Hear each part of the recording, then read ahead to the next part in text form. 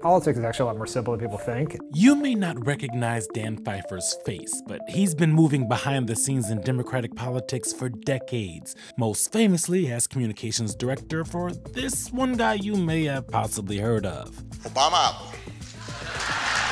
Now he spends his time as a host on Pod Save America, one of the most popular political podcasts out there. They analyze, dole out advice, and curse about our current political landscape. And in a year when Democrats have a real shot at taking back the House in the upcoming midterm elections, that podcast is gaining even more importance as a voice of the left for what can be done to make that dream a reality. We have a lot of work to do.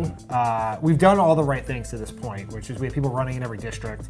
We have good candidates. The generic ballot has been tightening over the last few months. So how do Democrats take all of those pieces and actually create wins across the country? It's the most trite cliche thing in the world, but it comes down to turnout. We just have to get people to turn out. Since Trump's inauguration, the left has been protesting, canvassing, and running campaigns all over the country. And the 2016 fight between the establishment and the more progressive side of the party is continuing, like when Democratic Socialist candidate Alexandria Ocasio-Cortez won a surprise victory over incumbent Democrat Joe Crowley in New York's June primaries. Pfeiffer says there has to be room for all types of Democrats. There is disagreement in the party, disagreement on strategy, disagreement on message, disagreement on big policy issues. I think that's all healthy. Like, we had some stuff to figure out. Like, we just lost up and down. It's not just about Hillary Clinton losing to Donald Trump. We lost up and down the ballot in 2016. Pfeiffer's advice to all Democrats in 2018 is something he's learned from his old boss.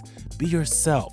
Start from the grassroots, and most importantly, run with some optimism. Democrats do better when people feel inspired to vote, when they have something to believe in. So an optimistic vision of America that contrasts with Trump's cynical, downbeat take on America, I think is the right approach for Democrats.